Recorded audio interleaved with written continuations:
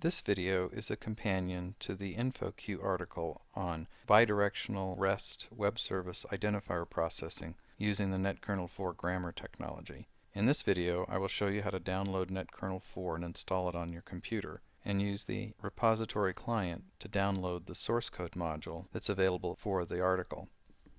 First, let's go to the download location for NetKernel. Here you can select the NetKernel Standard Edition Open Platform for download and select a mirror. We'll pick the New York mirror. And we're going to save it to a directory I've created called NetKernel. We can see that in NetKernel, we can see that there's our jar file. So let's go to our terminal to run it. You can see the jar file there, and this boots up NetKernel. We're going to wait until we see that the transport on port 1060 is running. There it is. We can go to our browser and select localhost 1060 to get to the management port.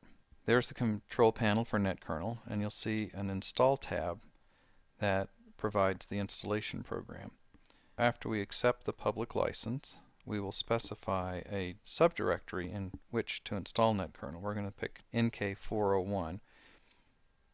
Okay, the installation is done, and we'll confirm the shutdown and switch to the terminal to see that the shutdown occurred. Okay, now that NetKernel is stopped, we can see that we have created this NK401 directory. We'll go into that, and we'll see that there's a bin directory, and in that are various configuration files and 2 scripts for running NetKernel. If you're running on a Windows operating system, these scripts will have a .bat suffix. We're going to make things a little bit easier for us by moving this one script to a new name, and that'll let us do command line expansion of running NetKernel. So we're booting up NetKernel for the first time, and it's initializing all the modules and the transport. And it also does a synchronization. Notice it's syncing with base main. This is NetKernel communicating with the repository to get the updated information about all the modules, and you'll see why we need this in just a second. So let's go back to our command console. We'll click on Home, and notice that the install button is now gone. We're going to go to the Apposite tab, and the Apposite client allows us to communicate with the repository to see if there are any updates to NetKernel modules. And you can see those in this yellow color. We're going to update the Apposite client itself because there's a feature I want to use in it that's going to make it easier to do updates. So as I do this, it downloads from the repository, it's reinitializing NetKernel, and when the refresh button appears, we'll know that everything is relinked. There we go. We're going to click refresh, and you'll see that we now have the Select All Updates button, which is going to make it easier. So we're going to update all the modules for NetKernel. Okay, we've got our refresh button. Now we're going to select the Not Installed option and apply a filter so that we can find the grammar demo that we want to install. Let's look at the details. This tells us that, in fact, it's what we want. So let's pick that for installation. So we click on Install and then apply the selections. Now that we're done, we're going to click Refresh again. And let's go back to the File Manager and take a look at what we've got. NK401 is the subdirectory in which we installed NetKernel. And in that directory is a modules subdirectory that includes all the modules for NetKernel. And if we scroll down to the bottom, we'll find our demo grammar, and this is the internal contents of a module. Let's use an editor to take a look at the module contents. I want to give you a brief tour of the demo module. So the first thing to know is that in the directory that contains a module, the most important file to look at is module.xml. This defines the spaces inside of NetKernel. First, there's some meta information that includes the identifier for the module, its version number, and some human readable descriptive information. The next tag is system, which simply says that this is dynamic.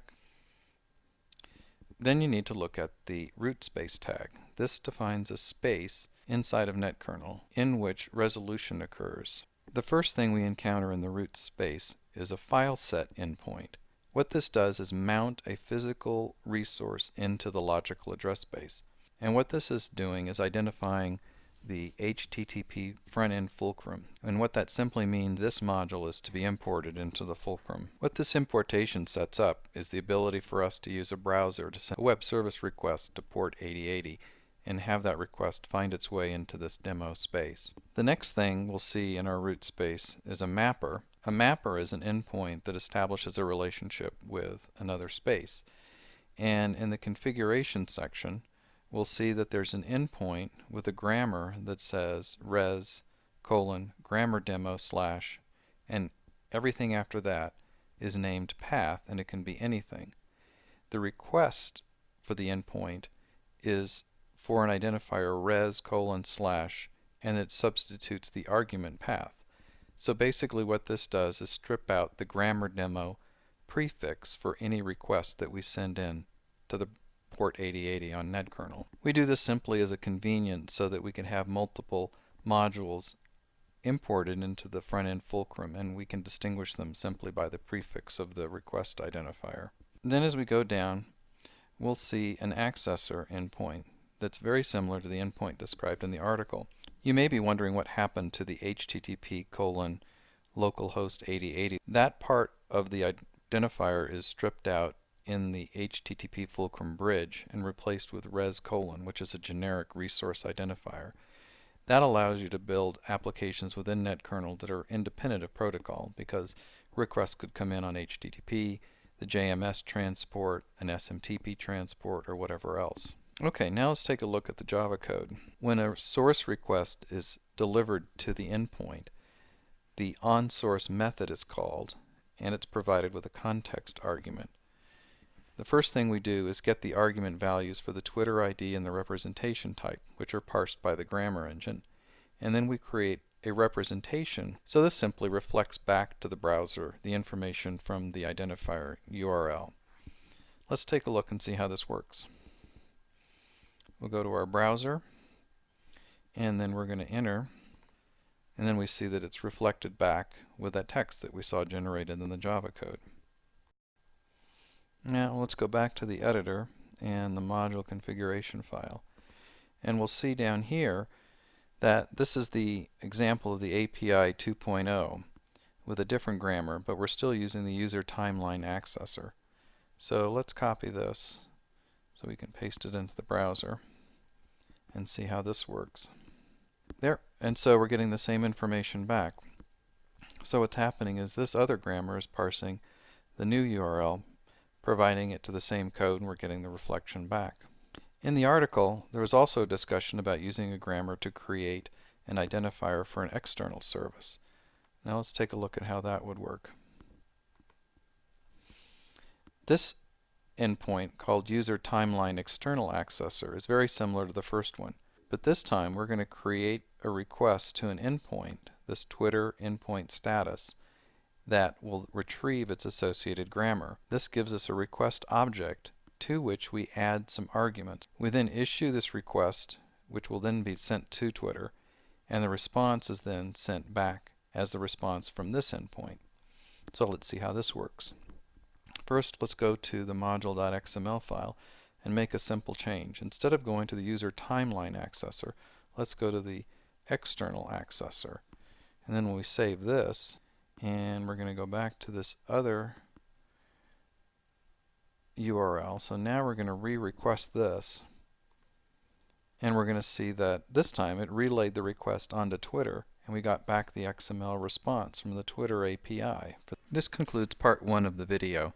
In part 2, we will look at the grammar editor and some other NetKernel tools that will help you see how processing occurs in the NetKernel resource-oriented computing environment.